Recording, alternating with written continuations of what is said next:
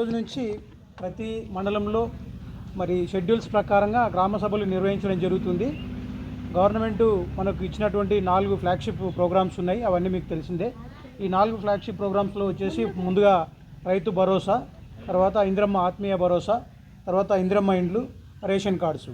ఈ 4 పథకాలకు సంబంధించి గౌరవ తెలంగాణ ప్రభుత్వము మనకు ఈ గత 4 రోజుల నుంచి కూడా మనం సర్వే చేసి బెనిఫిషరీస్ను అందరం కూడా సెలెక్ట్ చేయడం జరిగింది. దీంట్లో ఇప్పుడు ఈ రోజు నుంచి 4 రోజుల పాటు ప్రతి గ్రామంలో కూడా గ్రామసభ నిర్వహించి ఈ గ్రామసభలో వాటిని చదివి వినిపించి వాటిని ధృవీకరించుకోవాల్సిందిగా కోరుతూ ఈ గ్రామసభలు నిర్వహించడం జరుగుతోంది.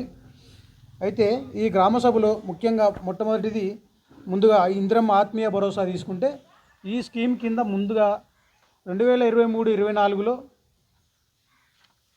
ఉపాధి హామీ పథకం కింద మినిమం 20 రోజులు పనిచేసిన వాళ్ళు అర్హులు ఉంటారు. ఒకటి. రెండవది వ్యవసాయ కూలీలు, అంటే భూమి లేని వాళ్ళు మాత్రమే. భూమి లేని వాళ్ళు వ్యవసాయ కూలీలు కనీసం 20 రోజులు పోయిన సంవత్సరంలో పనిచేసి ఉన్న వాళ్ళని మాత్రమే ఎంపిక చేయడం జరిగింది. దానికి లబ్ధిదారులుగా ఎంపిక చేసి ఆ లిస్టు కూడా తీసుకురావడం జరిగింది. ఆ లిస్టు కూడా ఇప్పుడు చదువుతారు. దాంట్లో మీకు ఏమైనా అభ్యంతరాలు ఉంటే కూడా మీరు చెప్పవచ్చు. చెప్తే దాన్ని బట్టి మళ్ళీ ఫైనల్గా చేయనిక ఆస్కారం ఉంటుంది. ఒకవేళ మిగిలిపోయిన లబ్ధిదారులు ఏవైనా ఉంటే వారి నుంచి ఇందిరమ్మ ఆత్మీయ ఇప్పుడు వీళ్ళు కాకుండా ఇప్పుడు ఒక లిస్ట్ అయితే వచ్చింది మనకి.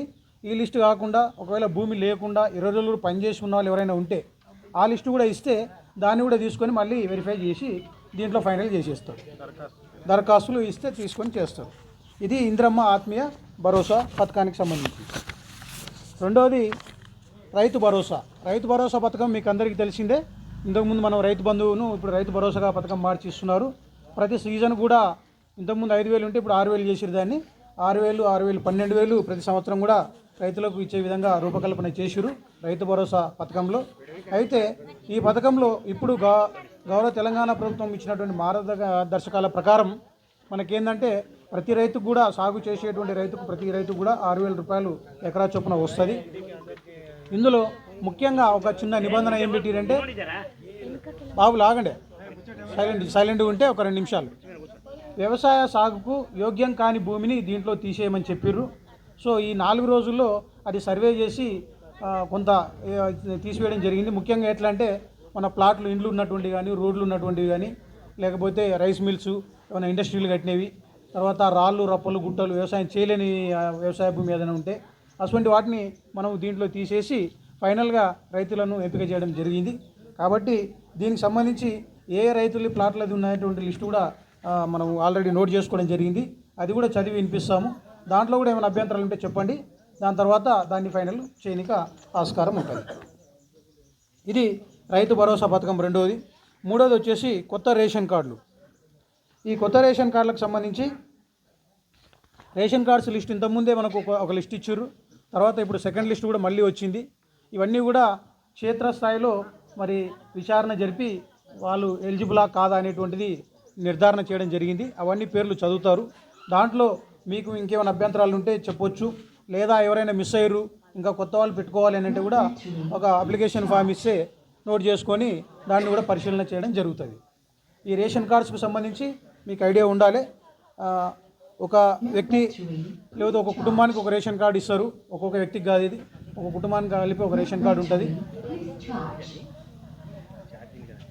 అయితే దీంట్లో ముఖ్యంగా ఒక ఫార్మర్కి సంబంధించి వ్యవసాయ ఆదాయం కానీ, ఏదైనా ఇతర ఆదాయాలు కానీ, సంవత్సర ఆదాయము 1,50,000 పైన ఉంటే మళ్ళీ రాదు. కాబట్టి 1,50,000 లోపల ఒక క్రైటీరియా ఉంటుంది. రెండోది 7.5 ఎకరాల కంటే ఎక్కువ ఉంటే కూడా రాదు. అంటే అది మాగాని ఒకవేళ తరి అయితేనేమో 2.5 ఎకరాలు, 2.5 ఎకరాల పైన తరి ఉన్నా కూడా దీనికి అనర్హతగా ఉంటుంది. కాబట్టి ఇది దృష్టిలో పెట్టుకొని రేషన్ కార్డు అప్లికేషన్స్ ఇవ్వాల్సిందే కోరుతున్నాం. ఆల్రెడీ వచ్చిన అప్లికేషన్లు చదివి వినిపిస్తారు.